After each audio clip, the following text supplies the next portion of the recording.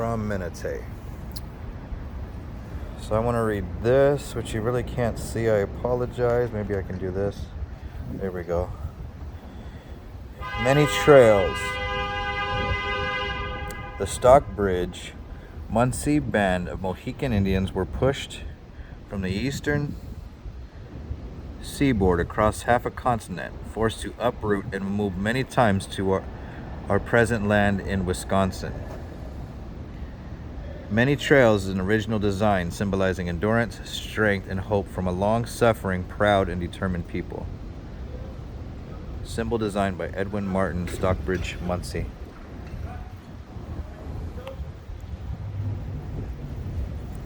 And I'm going to read this other story. When the native people of the Delaware Nation speak of the place known today as Manhattan, they say, He la pai I chenque la hilas. I probably said that wrong. This means the place where the sun is born. They also call it Menatay, quote unquote, the island. Their stories speak of it as a gathering place for native people. Goods from far away, such as the bright copper of the Great Lakes and the sparkling mica of the Carolina Highlands, were traded for shining shell beads, stone tools, and Hasquim golden maize. Although the island has always been too rocky to support much agriculture, farming communities thrived around Menatay, where the soil was well drained and the water was good. Following the rounds of the season, the first people planted, hunted, and fished in the spring.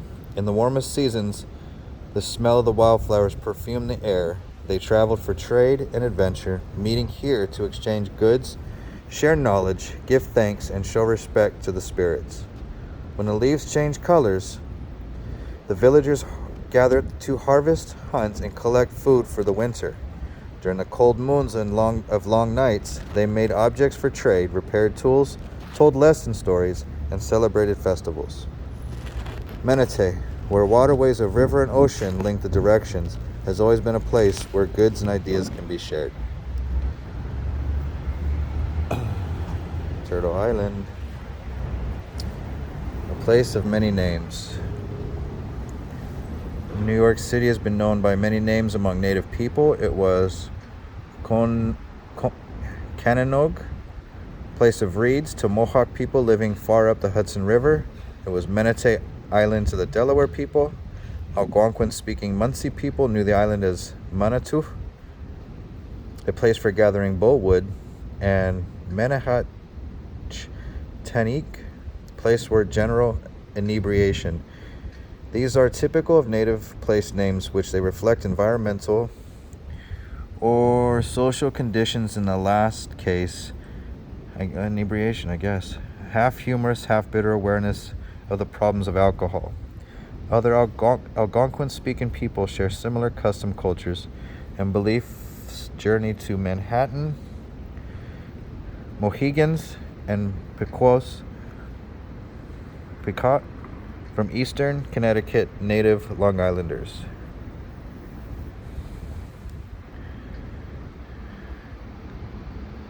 Unearthed in Manhattan, this Iroquoian-style vessel is typical of those made hundreds of miles away, suggesting that native people traveled here for trade and culture exchange. Like the Montauk and Shinnecock and other people living east of the sunrise, navigated dugout canoes tow the place now called New York Harbor.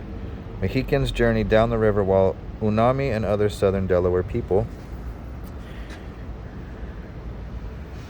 paddled north. Their Algonquin dialect was similar enough for communication, but different enough to preserve tribal uniqueness. Although languages such as the Mohawk spoken by the nearby Iroquois differ from Algonquin tongues as much as English differs from Chinese, intertwining circles of trade, kinship, and politics connected all the region's people like beads on a sinew string. Today, many Indian names remain in the New York City area, such as Rockaway, Sandy Place, Neok, Point of Land. These places remind native people of ancestors who together smelled the salt air of the same ocean.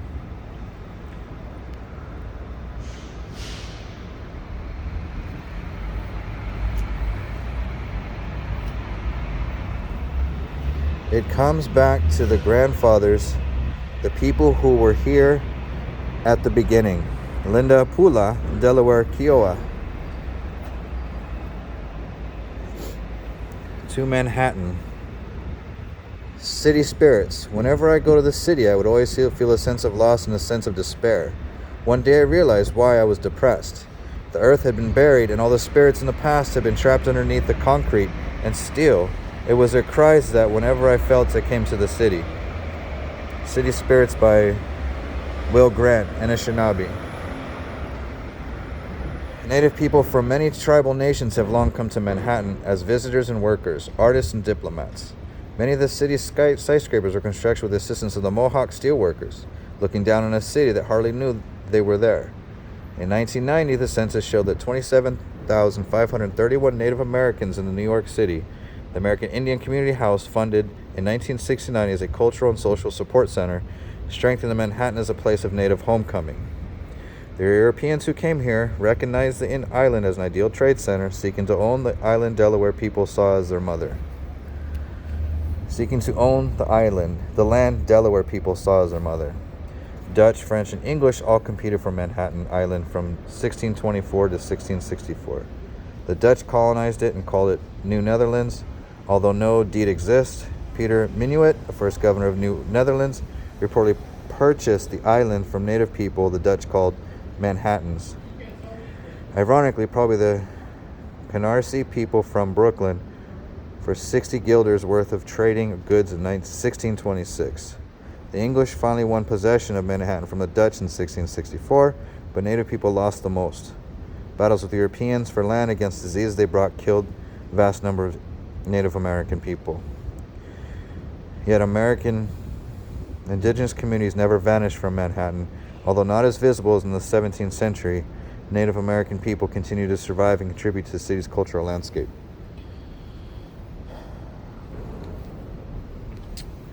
It appears that the museum is on the road to fulfilling its potential as a viable resource for education, training, and employment for the Native American community, and most importantly, as a vehicle for the reinforcing our sense of pride as to who we are as people. Rosemary Richmond, Mohawk, Executive Director, American Indian Community House. Oh, I can barely read this. How cool. Mohawk Steelworkers. Oh, wow. Look at that. She doesn't look very happy. So cool. Okay. The American Indian Community House, AICH, a multifaceted social support agency and cultural center serving Native Americans of the greater New York area. AICH staff, top, was a going-away party for a colleague who was returning to their native community. Other AICH staff relaxed in nearby Washington Square Park on the bottom. Oh, going-away party? Oh, they have the cakes? Oh, that's cool. Native steelworkers helped shape the Manhattan skyline with the buildings they constructed, such as the Empire State Building, United Nations, the World Trade Center. Towering above the busy streets, native steelworkers breaks for lunch. So remember 9/11, right? How many people were lost? How many people helped build that? The Mohawks. Drawn to this city. As the years pass, native people again find traveling easier. Many descendants of the first Menatay inhabitants are returning to their native land. Here they meet native people from many nations. Once Native Americans viewed as exotic people were brought here to take part in the Wild West shows. We now see diplomatic visits such as contemporary natives as Rigoberta Menchú and the Mayan who won the 1993 Nobel Peace Prize gathering at American Indian Community House. A Mayan Nobel Peace Prize.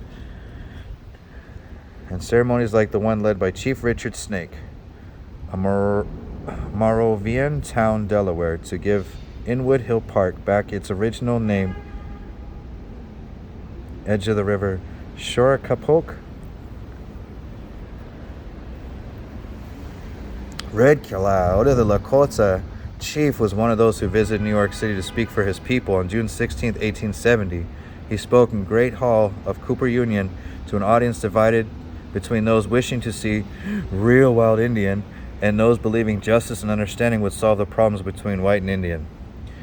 In a similar vein, October 22, 1991, Thomas Binyaka, a Hopi spiritual elder, made his fourth pilgrimage to bring his people a message of peace to the United Nations, foretold in ancient Hopi prophecies as, quote, the great house of Micah on the eastern shore where nations come together to solve the world's problems without war, unquote. Photographs of the Mohawk family at home taken by Jacob Rees, who documented the lives of immigrants living in the tenements in Lower East Side of Manhattan in the 1800s. That is so cool. All right. I'm glad this is here, but all this pain and suffering had to go through to make this happen. Nez Perce, I was there. I love that area. I'm so madly in love with that area. Nez Perce Indians brought New York from Montana, posed in traditional dress atop the McAlpin Hotel in 1913. Native people represented the Wild West to those living in a region virtually stripped of its native influence. God, look at them. All that beautiful regalia. Every single one of these things means absolutely something. Everything you see, it's done with love, appreciation. She's sitting on the edge. It scares me. Everything has a meaning. Everything's done with a purpose. Oh God, it's just... Anyways, the Smithsonian Museum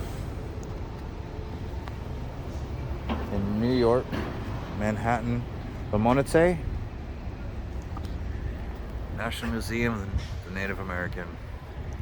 Free admittance if you ever come. Thank you.